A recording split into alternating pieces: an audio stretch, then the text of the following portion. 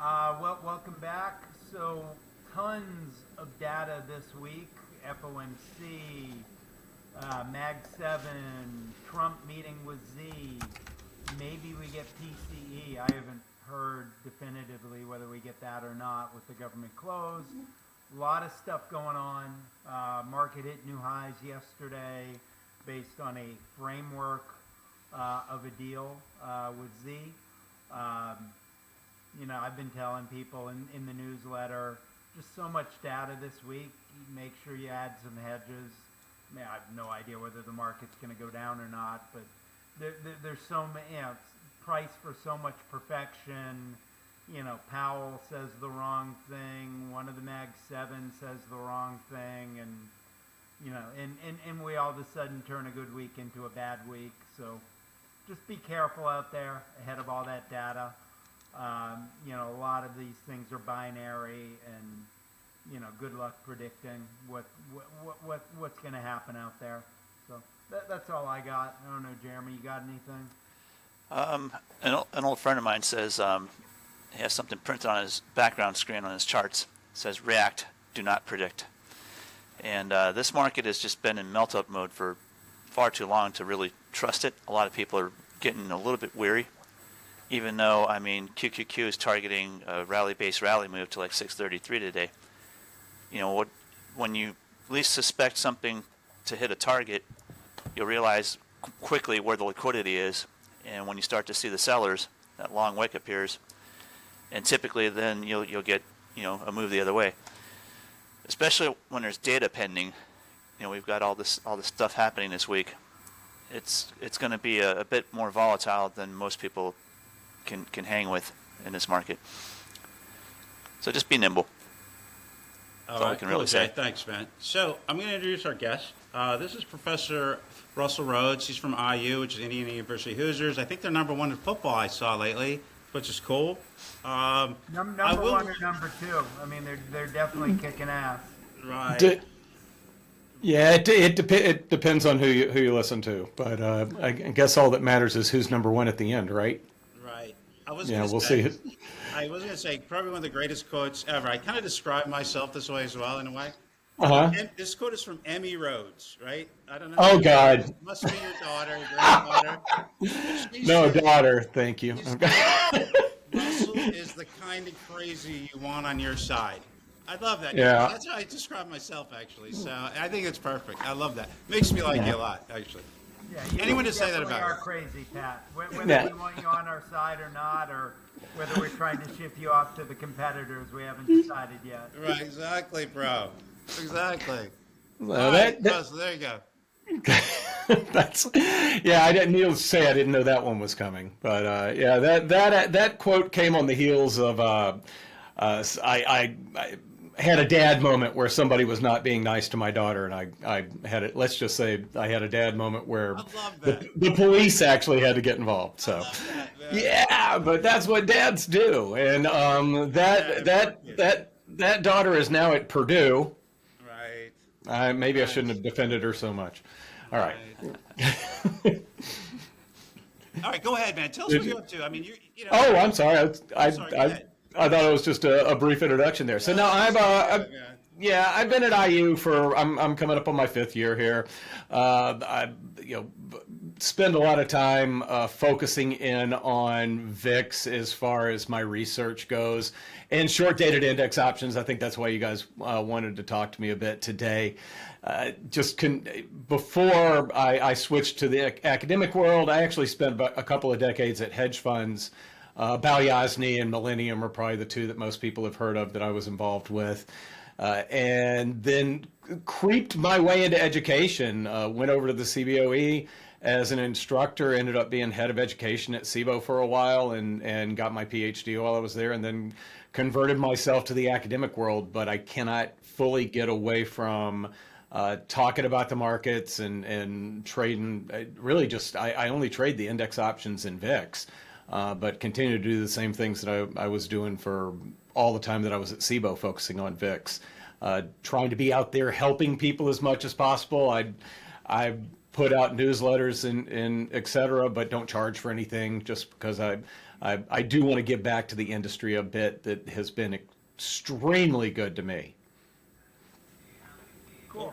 So Great. you're being an options guy. Just a question out of the blue. What do you think about these covered call ETFs? The covered call ETFs, the ones that are like doing the same thing, which is basically just looking at SPX.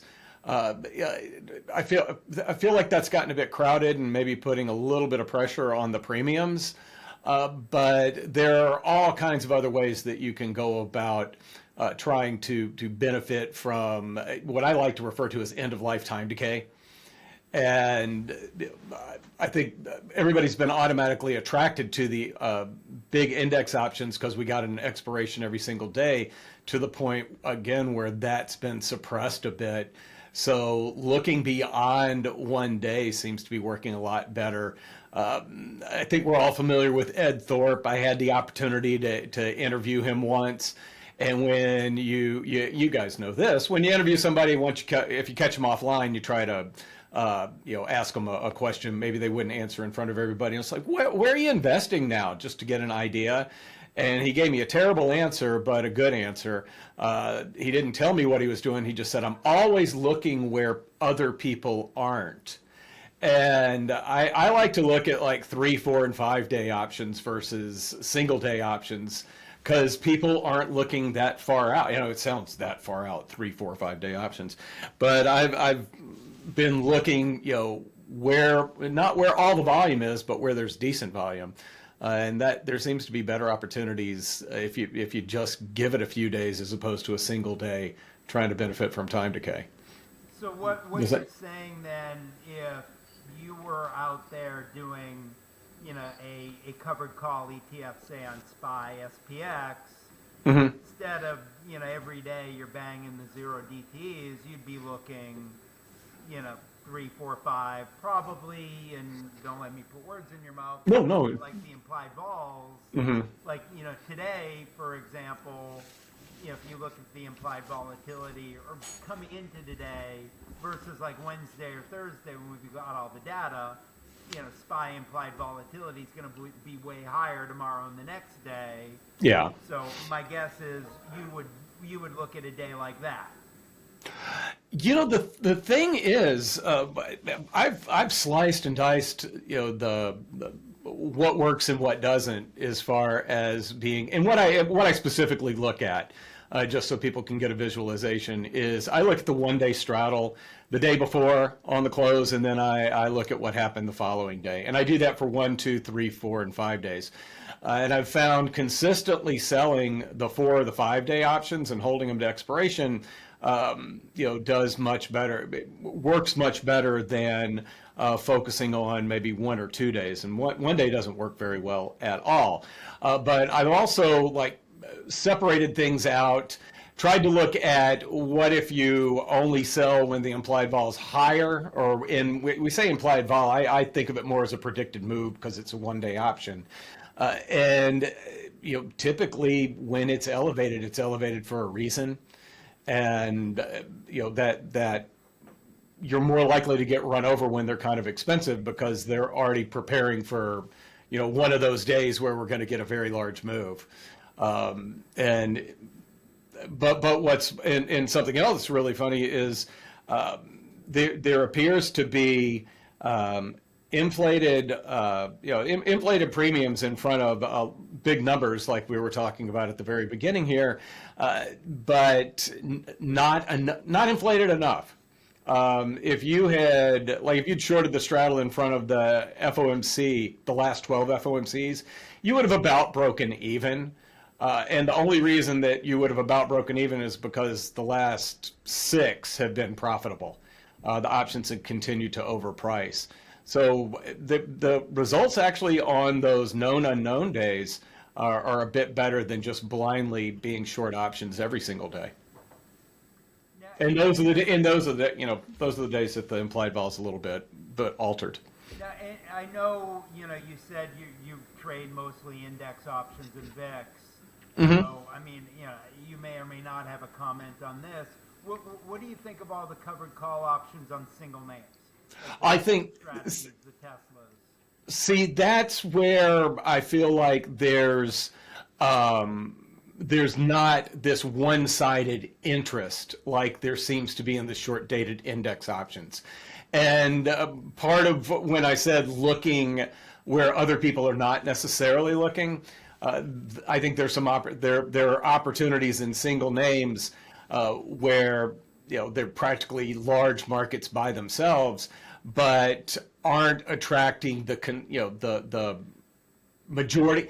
A big portion of the volume is not consistent option selling, I guess is what I'm trying to regurgitate there. So I do think that looking at the individual names as opposed to the indexes, or some of the indexes that don't necessarily that don't attract as much volume as SPX, like IndieX or RUT, but single names, that's another area where I don't think it's gotten too crowded, and may not get too crowded, because I do think there's probably a capacity level with each of the with each name. You can't take an individual stock covered call ETF up to a massive size unless you're talking about Apple or something like that. Yeah, I mean there are a lot that have a billion plus, Mm-hmm. and where I'm getting at there. So we're starting to get into that marketplace, but I'm Mm-hmm. From a marketing standpoint and an investment standpoint, I totally agree. Look where people are not looking.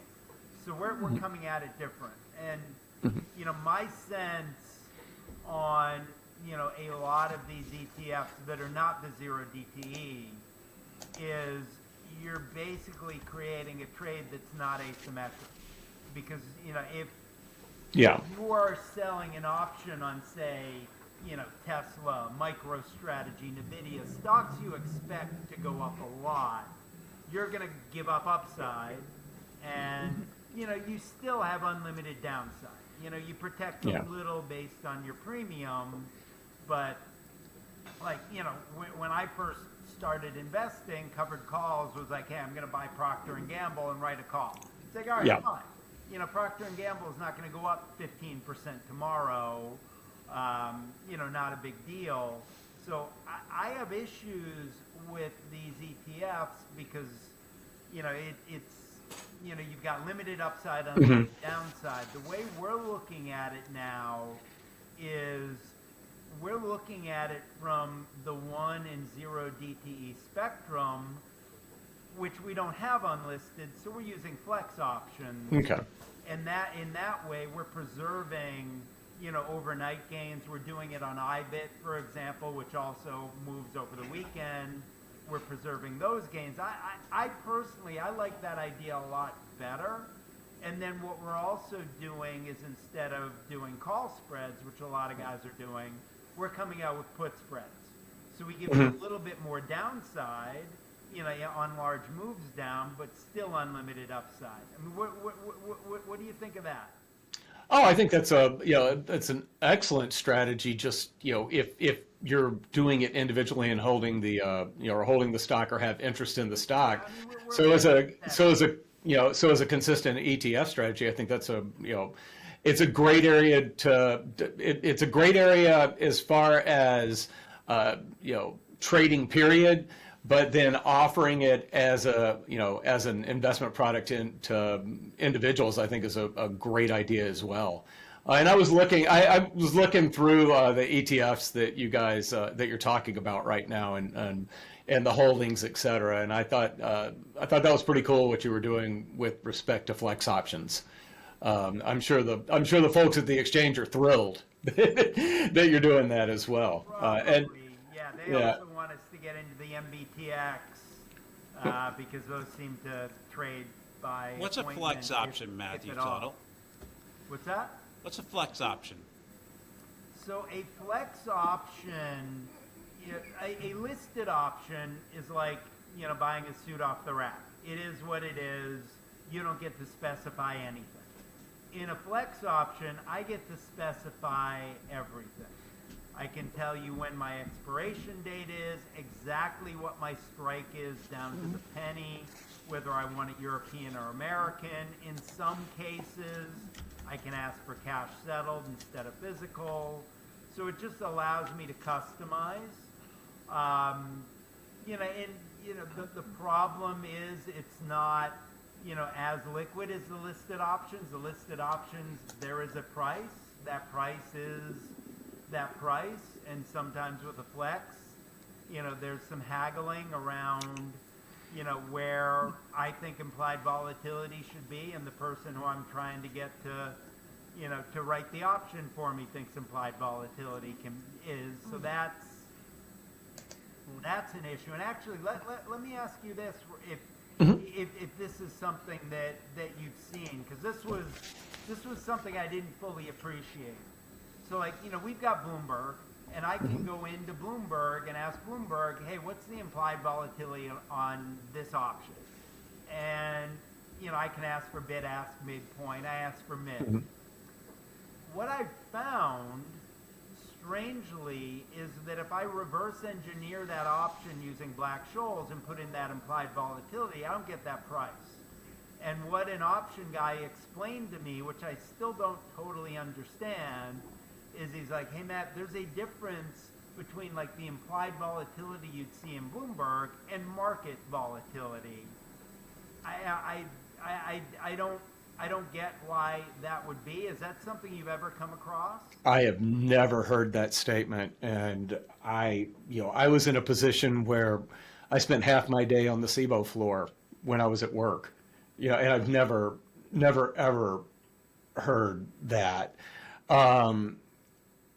Is he referring to maybe volatility taking into account the partial days or something like do you see what where I'm going with that? I have a Black-Scholes calculator that I've tested out. It seems to work. Yeah. If you put Bloomberg implied volatility in there, it doesn't solve for the price. I mean, it's not like night and day, implied volatility is 20, but I've got to get 60 to make it work. But it may be, 20 versus 30 or 20 versus 25. That's a big gap. Yeah, I was thinking when you said 20 versus, I was expecting 21 or 22. All right. I'm gonna keep going down this rabbit hole and figure that one out. Well, I'm going to go down the rabbit hole for you, because that one's got. I've got a group I can ask about this, and I'm going to. We have a professor here, guys. So we're asking the right guy. Yeah. So we got the right guy. And I still, I still do some media hits on the floor of SIBO, so I'm there on Mondays and Fridays. So I'll nose around for you. Maybe I shouldn't have said that here. Now they'll won't let me go nose around. Right.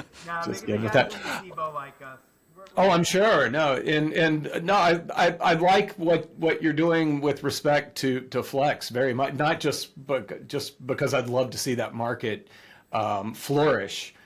We've been doing studies where we've been following block trades, and we are trying to get the data where we can follow the biggest Flex block trade each day to see if maybe Flex traders are smarter than listed traders. What you should do is create a computer program that handles all things Flex. Because when we were getting into Flex, I started asking the market makers and the people I trade with, what do you guys use? And it was all, hey, we use this program that does a little bit of it, but most of it we have to do in Excel. And everyone was using a different program. There was no one main thing. Like if I'm trading listed options, Bloomberg has everything I need. There's nothing like that for Flex.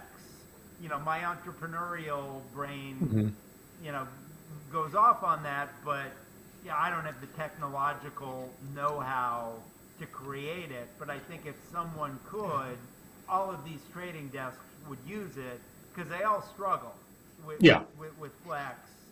Everyone's using something different, and there's nothing that people are using across the board, which creates the problem when we're going out and getting quotes.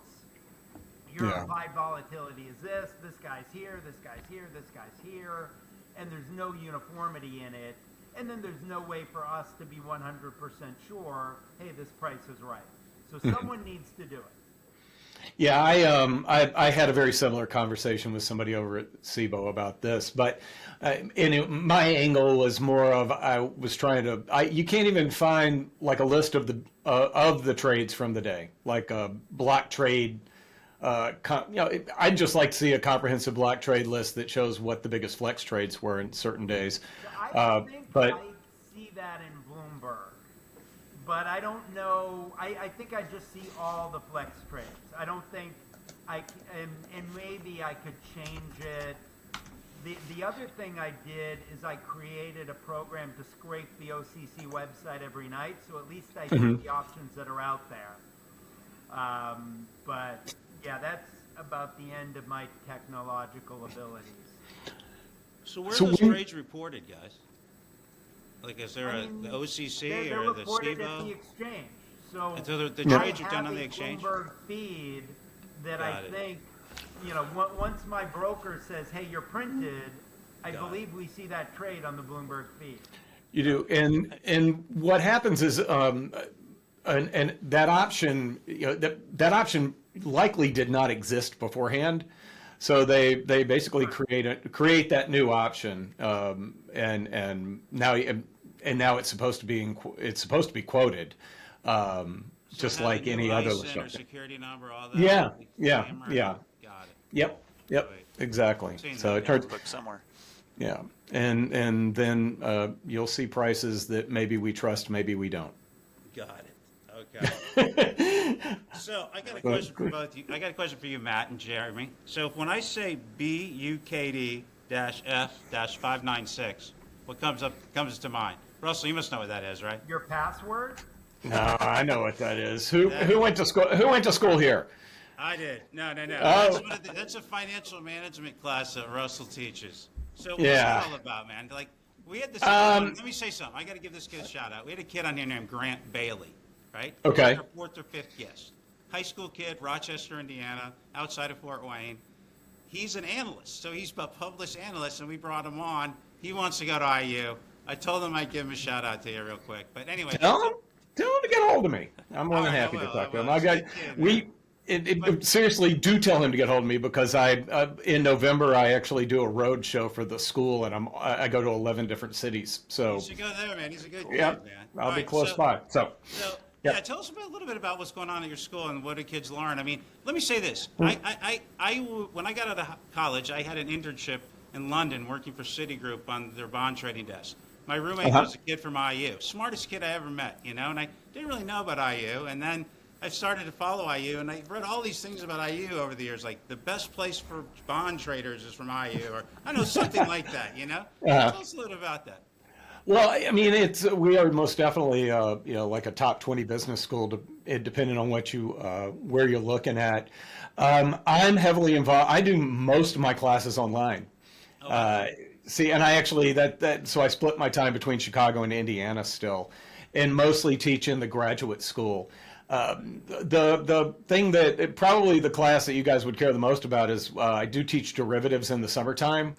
And my derivatives approach is a little bit different than most graduate level derivative classes, because I really want people to go away with an understanding of the concepts and the why, as opposed to it being a very difficult calculus class. When I was at SIBO running education, and I'd go out to a firm that was thinking about using options, hadn't used them in 10 years, et cetera, the derivatives experience from a lot of people was a class that I hated when I was in graduate school or undergrad.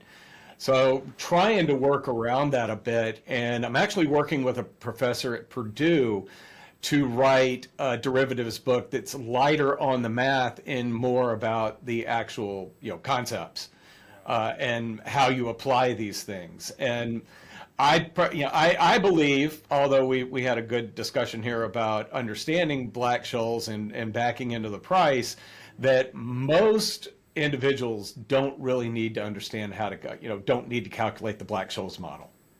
I'm not doing somebody any good if I'm giving them a test where they've got to calculate the Black-Scholes model by hand. Right. It's better to keep it simple. I mean that's a whole week.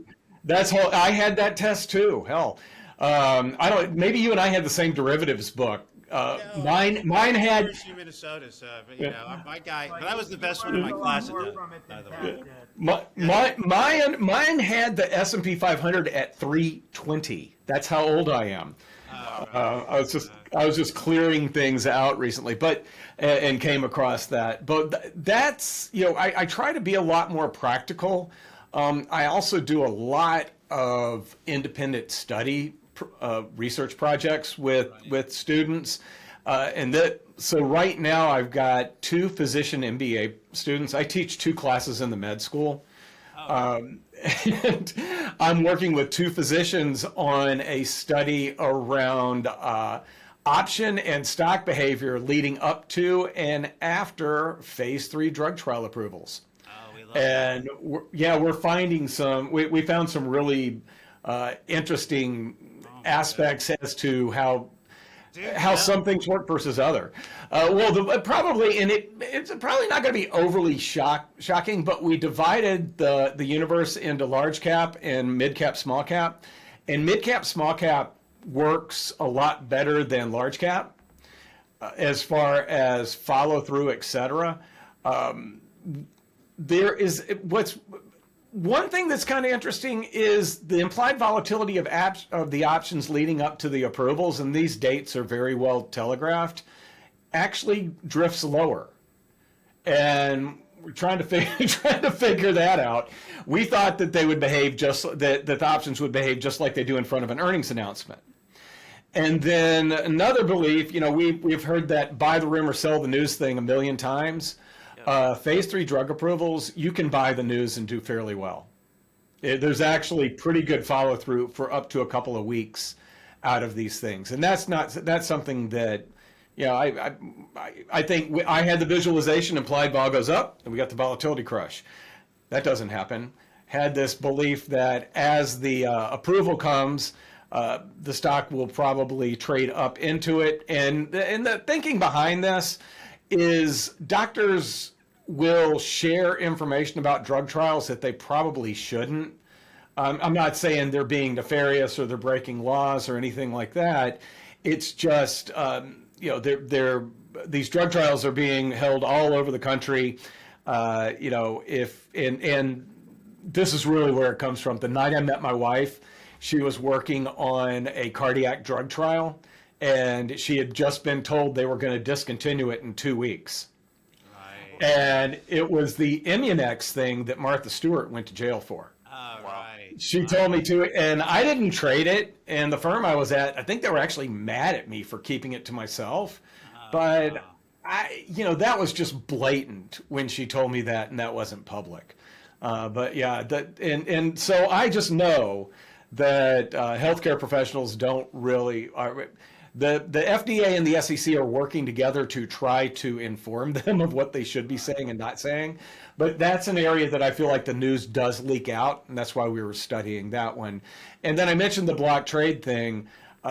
If you follow the largest block trade every day and we've done this for 2022 and 2023, and we're finishing up 2024 tonight. But if you follow very large block trades, and the way that I define a block trade is the biggest trade by volume related to the open interest, so that we know that it is opening. I think the average was about, if you buy $1,000 worth of options or sell short $1,000 worth of options, the average profit's around $400. Wow. Following block trades. My kind of trade. And the best ones were buying puts, and the worst ones were actually buying calls. And when we did in one other kind of shocking stat out of that one, these are institutional size trades. Well over half of them were buys. You would think that the big institutional trades would be option sells, and they're not. Right. Do you ever look at unusual option trades? Like, the stock's at 30 and someone just spent $1 million in premium that it's going to be above 40 in 3 days. Like that type of stuff. And it's funny, because we wanted to have the option trades we were following, we want them to have somewhat of a fundamental outlook. We limited it to options that had at least 9 calendar days to expiration. Okay. But we're looping back to doing the very short dated ones like you just talked about. We're doing all kinds of screens around these things. We did find that buying options with a lower delta works better than buying the high delta options. Yeah, which the average delta on the block trade was around 0.33. So that was our over underline for the trades. And again, the lower deltas do better, and really it's just it's a function of a few home runs. I used to day trade low delta on like SPY and QQQ options, Mm-hmm. and that was my MO, like 3 to 5 days expiration delta somewhere around in the 0.03, 0.04 area. Because I would always look at the next couple strikes closer to the money and realize what the delta shift is between the two. Uh-huh. Like, okay, And a $2 move on SPY will pay me X amount of percentage of return on my risk. So I just day trade those, and that's always kind of been a standby for me, to the point where I started trading futures instead. Just trading a price action alone is always awesome. But you can find the edge of delta pretty easily just by glancing at the chain. You just kind of look for your sweet spot. So Russell, I just want to recap what you just said. So Uh-huh. you said phase 3 clinical trial, get a green light. Yeah. That's a good sign. It's going to roll for a little bit. It's not topped out. Couple, That's not what you're saying. it's going to follow through for a couple of weeks. I love that. Good Yeah. piece of info. All right, so let's move on. You talk about VIX. You have a book called VIX Trader's Handbook. Matt's all about the VIX guys. I think we're having a fund come out called Ono, which does stuff with the VIX. You want to talk about the VIX some, both of you guys?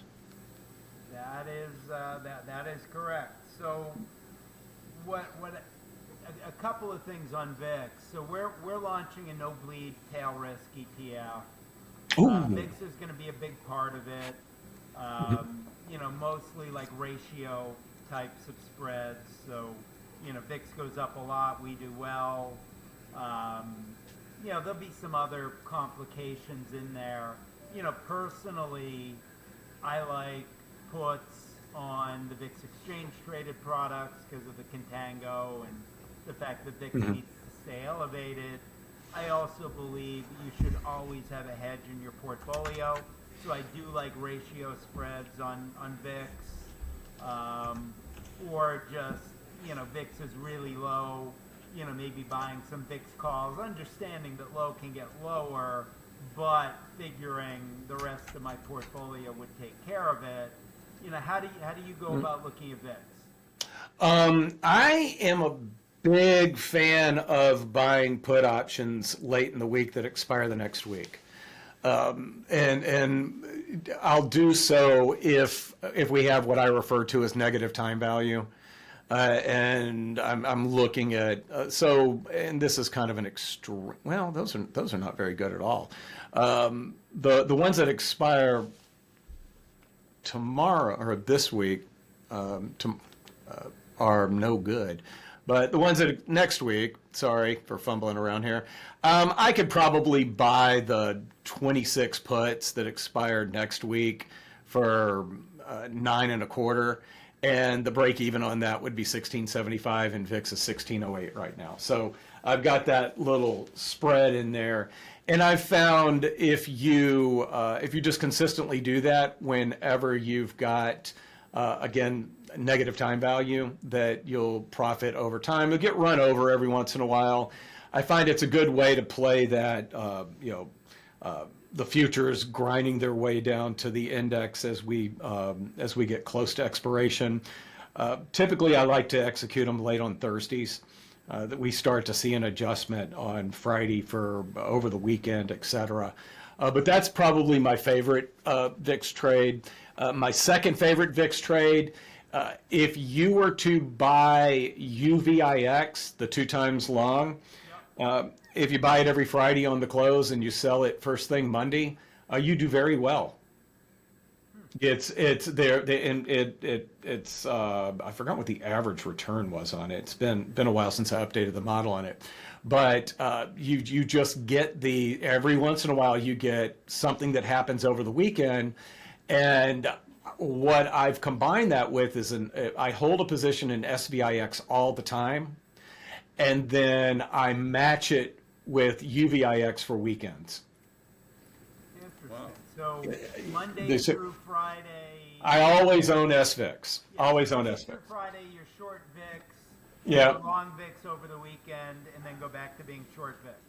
I'm slightly long VIX over the weekend, not because I'm mad, because basically I've got a short, short versus a long 2 times. Got So it. where you But at it- position sizing on all this? Do what? Well, Position sizing. they would be the same. They would be equal. So if I've got Throughout like, through your portfolio, kind of per se. Are you running like 10 trades, 20, 50, 100? so. I'm trying to think. See, there's like different things that there are all these different things that I do, and I'm trying to. I probably have I probably have like a dozen different little approaches that I trade on a pretty regular basis. Got it. And then there are things that I do specifically around economic numbers, which, needless to say, I'm not very happy. I'm not doing that I'm not going to do that again until next year. Got it. Until we start getting the consistent numbers again. Right. Yeah, I'm just not gonna do that. So no, I do the thing where I always own SVIX. There are times I will sell calls against SVIX, and then I offset it over the weekends with UVIX. I am actually long NDX straddles every day. That it's just been working. As long as it continues to work, I'm going to continue to do that. And I think that the long NDX, I think there's some suppression in the pricing of 1-day options. So we're not supposed to consistently sell options, or we're not supposed to do well by consistently buying options. But I'm doing well by consistently buying options right now. And you're long the 0 DTEs on the NDX? Yeah, I'm between, and I'm Central Time, between 3 and 3:15. I'll buy the straddle Wow. that expires the next day. So you wrote a white paper about this. Is what the white paper was about, more or less. And then you said you had some research, right?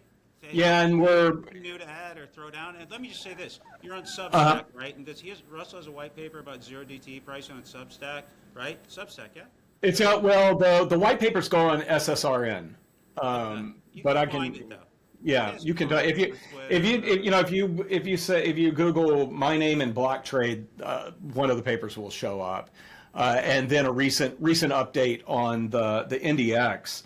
And I did find, I don't follow this way, but I did find that Mondays are the only days that consistently buying the straddle wouldn't work, which is kind of funny because I just talked about being long volatility into Mondays using UVIX. But Wednesday, Thursday, Fridays have been great days for it. Yeah, if I hadn't done Mondays and Tuesdays, I'd be in much better shape. I don't like to follow that day of the week kind of stuff. And really the logic behind that is we get more major economic numbers on Wednesday, Thursday, Friday than we do, Right. in Monday. We're not having earnings reactions on Mondays. There's some logic behind that. Right.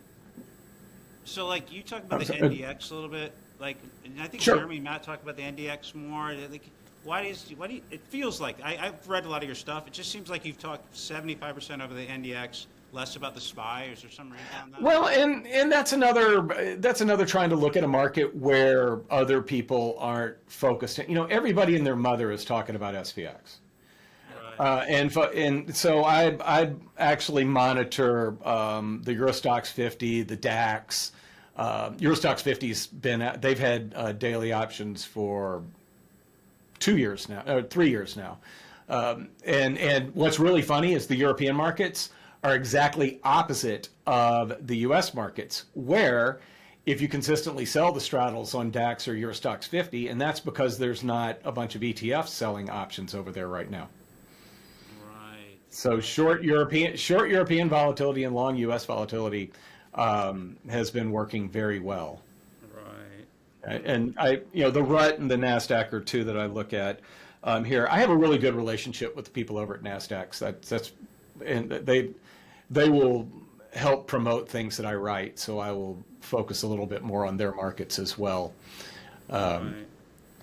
But so that's really one of the main things. And then I do work on dispersion trading with the NASDAQ, and I feel like it's easier to dispersion trade with the NASDAQ than the S&P. You can do it with 10 stocks in an index. I like to scalp the NQ kind of similarly. That volatility is pretty awesome. Yeah, that's part of it as well. It's the new economy index or whatever.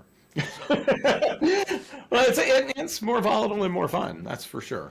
So if you were gonna talk to a regular Joe, right, and you're gonna say, would you tell him he should be owning some VIX, or how would a regular dude manage volatility through an ETF like Matt's or whatever? He already told you he only owns VIX over the weekend.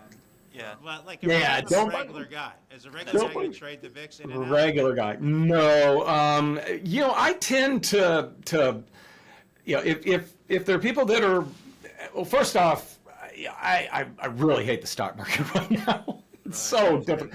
And tomorrow I'm doing a big, it's the kickoff of this roadshow thing that we do where we go around the state, and my job is to talk about the financial markets. And it's very, very difficult to encourage people to buy stocks. I steer people toward structured outcomes in those cases. If you want to have stock market exposure, but you want to cushion some of the downside, maybe one of the buffer protect ETFs or something like that.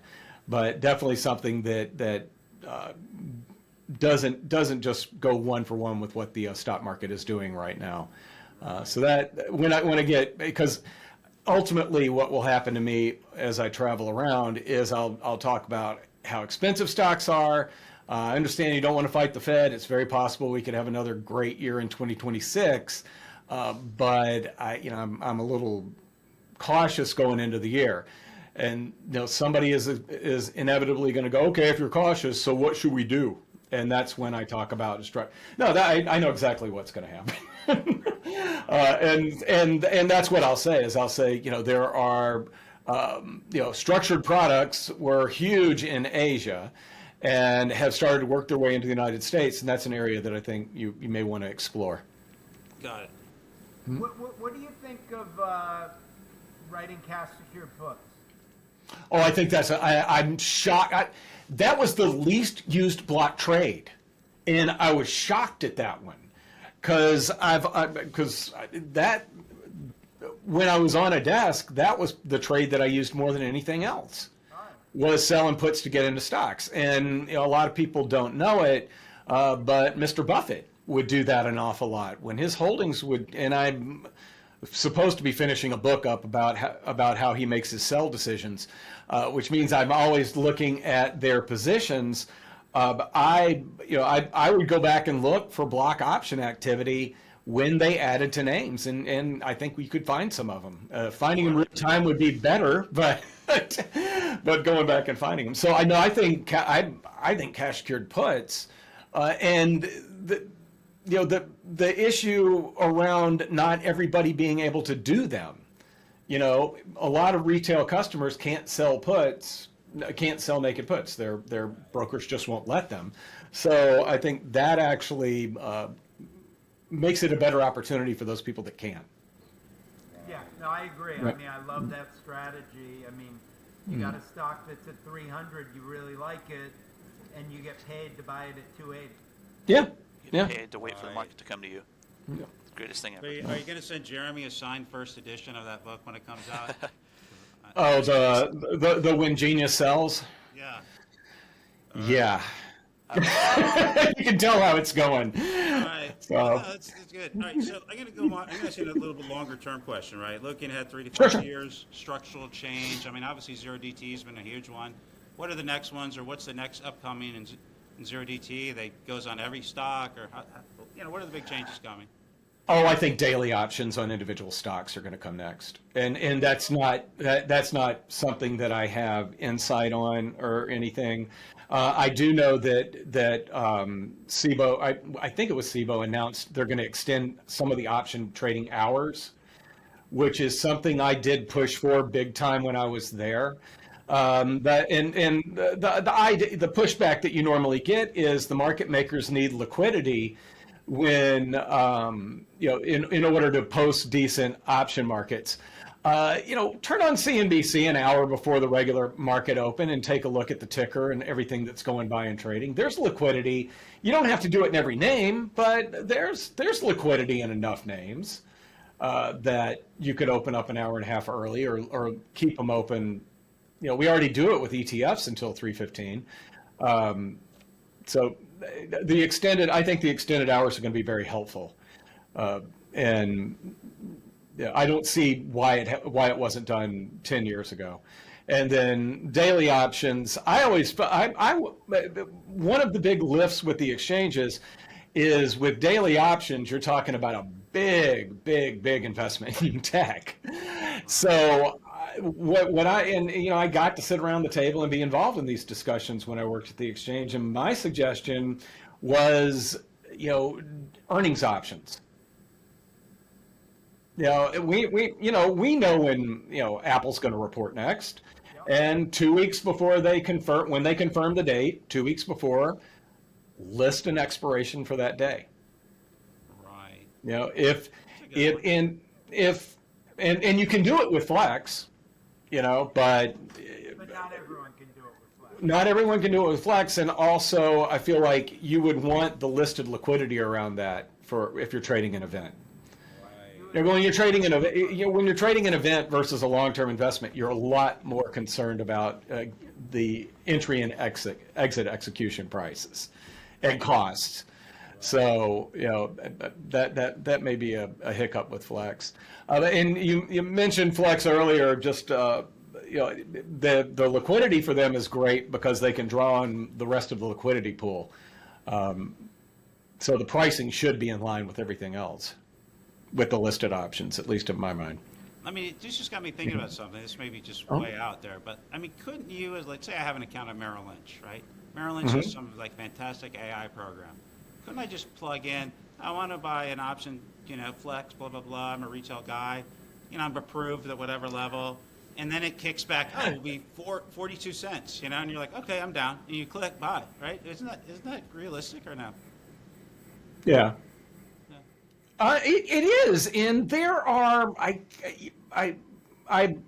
can't remember the name of, there is a service that goes and will get listed option quotes directly from desks on your behalf. And I cannot remember the name of them off the top of my head.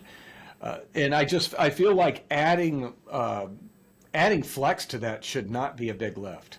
Right. If you're one of the dark pool operators, you should be able to put something together that does this. I mean, look at these gambling apps these days, right? I mean, it's pretty much. You can do that. Yeah. Is so-and-so going to score in the last minute of the third quarter at 27-1? Paired that with the field goal in the Colts game, all that. I mean, it's the same kind of stuff, no? Oh, it's and I guess you could. It's just a matter of time before Kalshi lets you make a bet on a day where the S&P will be up, the Russell will be down, and the Nasdaq will be flat. No, exactly. That's your trifecta, or you could like bet each day in order, which performance order. So gamified, man, it's crazy. Yeah. Adam, have you ever heard of a program called Quick Strike? Oh yeah. I know the guy who developed it. I wonder if he would be interested in developing something that would. I'll bet they would. I'm going to stop that right now. And by the way, Russell, I got some new info for you. Did you know that BlackRock is copyrighting, trademarking IBIT? So we can't even talk about IBIT or whatever. We can't even say IBIT. We can't even mention IBIT. You can say it, Pat. You can say it and talk about it. Oh, okay, but take that out of our fun name. You can say it. I think the police are at my door right now because I just said IBIT. I'm pretty sure, dude. All right. Pat, since this is being recorded and no one's listening except for us, Oh, right. The logic doesn't hold there. Yeah. Right. Yeah, that's true. Yeah, that's true. I guess a bad one. All right. So, you've been in the biz a long time, Russell. Yeah. What's like been the one big one? You know, what's the big one? Like the '87 crash, was that a big one, or was it bigger, better than that? You know, the irrational exuberance thing. And I know it sounds kind of. I was at a long short hedge fund. And that was like which irrational exuberance was that? It was the one. It was where, or it was where Greenspan was speaking in Japan, I see. and so it happened overnight. Oh, You know, I see. and it happened like in '95 or '96. It didn't, so I was in a long short hedge fund, and the guy that I worked with was just monstrously bearish, and we were basically a two-person shop. It was a place called Caldwell and Orkin, and I come in, and he has like. I wish I had a pink one, but this is a buy ticket. But he had a stack of sell tickets. Well, short everything, but in the market, you know, the futures were down like 10% already, and I sat on the sells, and we rebounded that day. And it was one of the lessons that I had been taught was, don't overreact to just like one little comment or something. Like, if it's not something that you don't fundamentally see changing. Right. And he was just talking about valuation. He didn't say unjustified irrational exuberance. But that was one. I was in college during the crash of '87, but I worked at a bar and grill that was owned by a bunch of brokers. Right. And I saw them at 3:01 Central Time, and we had CNBC on the whole day, so I was kind of looking at that. I thought I was probably going to lose my job, just. Oh, I'll tell you something. My very first day at Drexel Burnham as a broker trainer. Oh my goodness! Out of school was the market crash. They sent me home, and I did lose my job because they shut down the training program. I ended up going to Merrill Lynch. It was a great spot, but I have my own '87 story. I just turned 60, by the way. Just so you know. Okay. Last question though I got for you. Uh-huh. I'm just going to use the word anchor philosophy. Like, what's your one overriding thing? All right, I'm going to do this over and over. I'm not going to stray from this. Or when I do stray from it, I know I just made a mistake because I strayed from my thing. You know what I mean? I've learned not to stray anymore. I used to give myself one mulligan. That's what I would say. I ran a CTA from 2006 to 2008, and actually did very well in '08. I was up like 60%, but you couldn't raise any money at all. I was like a 40% year, a 70% year, a 60% year, but the world, and part of it was the excess volatility that was going on. But when I ran that, it was supposed to be completely black box, but I gave myself one mulligan every week. Right. So if I used it on Monday, I couldn't use it for the rest of the week. And I tracked them, and God knows that I probably never should have taken one. But I'm very diligent with respect to running the back test at the end of each month, seeing how something should have done according to the testing that I do, and then comparing it to my actual outcome. And as long as those things are in line with each other, I pretty much stick with it. And what if it's not in line? You just shut it down and you go to the next, or you kind of... If it's not in line, and in fact, I have an instance where it was out of line to the upside majorly. And I quit, and I was like, well, that's not doing what it was supposed to do. And then the next month, it would have just wiped me out. Right. So, it working like it's supposed to, and this is one of those things that I try to get across to students, working like it is supposed to means profiting like it's supposed to, or making losses like it's supposed to. And an outlier in one direction or another is an upside outlier is as much a red flag as a downside outlier. Never let temptation force you to trade. Right. Right. It's unfortunate that it takes about 25, 30 years to finally realize that you shouldn't second guess your systematic approaches. That's it. Right. Got it. Don't force the trade. No. All right. No, Anything and else? Anyone? Oh, go ahead, Russell. Sorry, sir. oh no, no, I was going to say that forcing the trade is a young man's mistake, I think. Right. So where you I at on bet- Notre Dame, man? Where you at on the Irish? You like those guys? I like those guys. Okay, my Better. my older daughter's boyfriend from high school went to Notre Dame and dumped her immediately. So if you're at a Notre Dame game, feel free to throw something at one of the tuba players. Okay, the tuba player. So I'm not no, but I've always been a big fan. I know some academics there. I've done some work with them. That I think the world of them. All Really right, do. We're going to the CFP, man. Go. Oh, Going to you the think CFP. you think Notre Dame? Well, we haven't talked about this, but my undergrad was Memphis, Oh, right. and they might get that. They might get that 12th spot. That Yeah. they Right. may knock that out. Right, Memphis. Wasn't And Memphis- then was get the. Memphis State or something, or is that We did. In fact, I have a degree from Memphis State and a degree from Memphis, Oh, right. undergrad and graduate. You like Elvis or what? Not particular. I mean, I never was. He died. He died. I was 10 or 11 when he died. Oh, right. Well, Yeah. all right. So it's kind of like everybody goes to the tourist attractions in other cities, but don't go to them in the city you're living in. No, right. Yeah. Yeah. I knew these guys that used to like go there like all the time for some weird reason. I don't know why, but they did. They would do they would do the pilgrimage once a year. I had a Right. friend in college who was a security guard there that walked out with a lot of Elvis's clothing. Oh, really? Yeah. Wow. Yeah. All right, guys. On that note, we good? On that criminal note, Where do we find you again? Where's the best place? Where Twitter do they look? Twitter is probably the best place. Whenever I do anything, I put it on Twitter. It's just All right, my full Russell name. Rhoads, yeah. Yeah, at Russell Rhoads. It's not the not the newsman down in Tampa that got a DUI. It's RHOADS. Right. We get mistaken right, for each other every once in a while. Right. I am now Okay. following you. Got it. All right. All right, remember, Thanks, like you guys. and subscribe. Like, Yeah. subscribe. All right. See you guys. Absolutely.